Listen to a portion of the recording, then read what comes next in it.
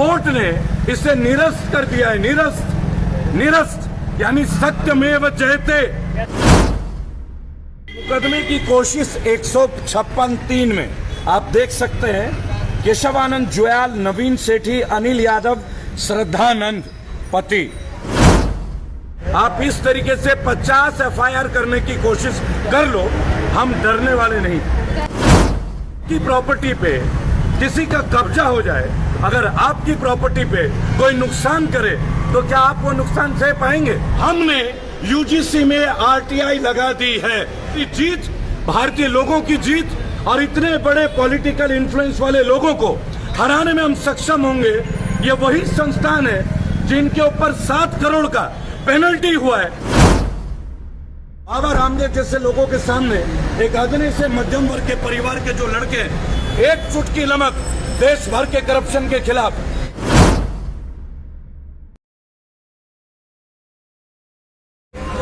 जय हिंद, जय भारत। मैं रेबल सदानंद पति आज इस वक्त देवभूमि देहरादून उत्तराखंड में, और बहुत इंपॉर्टेंट मुद्दा था। कुछ पेपर हैं और ये बताने के लिए कि जब हम कोई लड़ाई को लड़ते हैं तो हमारे खिलाफ मुकदमे, ये मुकदमे की कोशिश 156(3) में आप देख सकते हैं, केशवानंद जुयाल, नवीन सेठी, अनिल यादव, श्रद्धानंद पति मेरा नाम, और ये पतंजलि की ओर से एक कंप्लेन मेरे विरुद्ध, और केवल इसलिए क्योंकि पतंजलि के योग संस्थान पीठ के अंदर जिन लोगों का मकान है, उन लोगों के मकान को जो कष्ट है, एक स्वतंत्र पत्रकार होने के नाते हमने उस मुद्दे को उठाया था।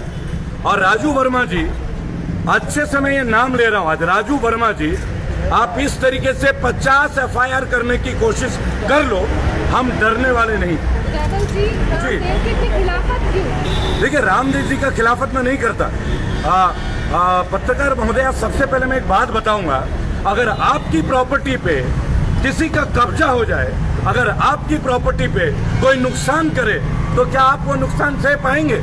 ये दिल्ली के वृद्ध महिला है जिन्होंने अपना पति को खो दिया इस सदमे में। उस घर को जहां इनके योग संस्थान है, वहां कई लोगों के मकान थे। और ये जो एफआईआर की कॉपी आप देख रहे हैं, राजू वर्मा, मुझे बताने में खुशी हो रही है कि कोर्ट ने इसे निरस्त कर दिया है। निरस्त यानी सत्यमेव जयते। एक साधारण परिवार का लड़का रेबल आज अपने बड़े भाई संजय कनौजिया और कद्दू, इन्होंने पतंजलि जो पीछे का बोर्ड देख रहे हैं ना, ये बिल्डिंग का मसला नहीं है। यहाँ तो केवल पतंजलि का मैं बोर्ड आपको दिखा रहा हूँ, जो हरिद्वार में जहाँ पे इनका संस्थान है, उस संस्थान में 5 लोगों के मकान है जिनके मकानों को क्षतिग्रस्त कर दिया गया। लेकिन हमारी जीत, भारतीय लोगों की जीत, और इतने बड़े पॉलिटिकल इन्फ्लुएंस वाले लोगों को हराने में हम सक्षम होंगे। ये वही संस्थान है जिनके ऊपर 7 करोड़ का पेनल्टी हुआ है जब हम लोगों ने ये मुहिम छेड़ा है। और ये वही राजू वर्मा है जो पतंजलि के जिम्मेदार ऑफिसर है, जीपी होल्डर भी होंगे शायद। इन्होंने बोला था वहां किसी का मकान नहीं है। कद्दू जी, इन्होंने बोला था किसी का मकान नहीं है। और आज इस एफआईआर में जो वो करना चाह रहे थे मेरे विरुद्ध और उन मकान मालिकों के विरुद्ध जिनके मकान को क्षति पहुंचाया जा रहा है, कब्जे किए जा रहे हैं और जिनका मकान बर्बाद कर दिया गया, आज वो स्वयं हल्फनामे में कोर्ट में लिखते हैं कि वहां कुछ पुराने मकान है। तो अगर माननीय न्यायालय ने सदानंद जी पहली जीत, अब आगे क्या करने वाले हैं? देखिए पत्रकार महोदय, अब हमारी लड़ाई नेक्स्ट लेवल पे जाएगी। हमने यूजीसी में आरटीआई लगा दी है। 23 सितंबर को हमने आरटीआई लगाई है पतंजलि संस्थान के लिए कि क्या इनका नक्शा पास है, तो कि वहां हमारे मकान हैं, और अगर मकान है तो क्या एनओसी मिल गया है, और अगर नक्शा पास है तो भारत के 135 करोड़ जनता को दिखाए।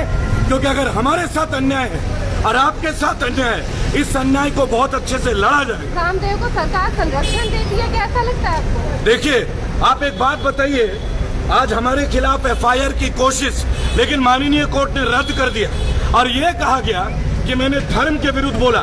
किसी के मकान को कब्जा करना क्या कोई धर्म का मुकदमा हो सकता है?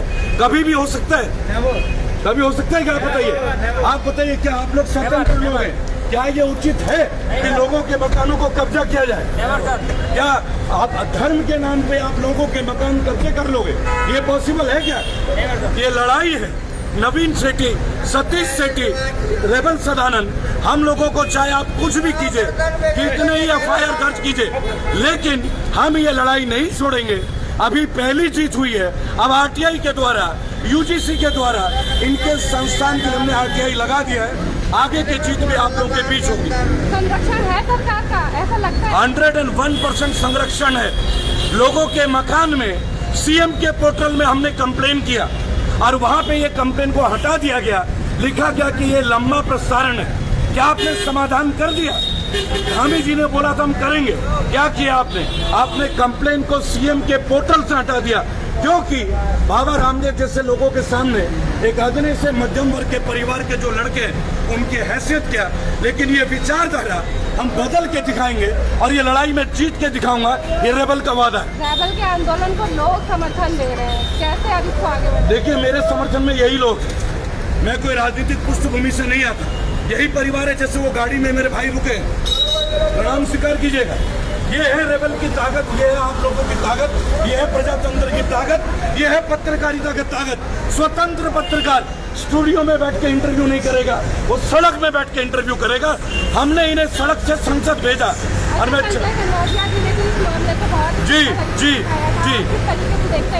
संजय जी ने पहला प्रेस कॉन्फ्रेंस किया था, इस मुद्दे को उठाया था देहरादून उत्तरांचल प्रेस क्लब में, और बड़े भाई हैं और एक नमक क्रांति की शुरू कर रहे हैं कल से।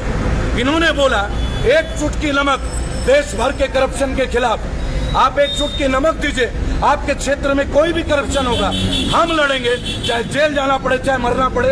आप लोग हमें आवाज दे के पूछिए, समर्थन आपको देंगे।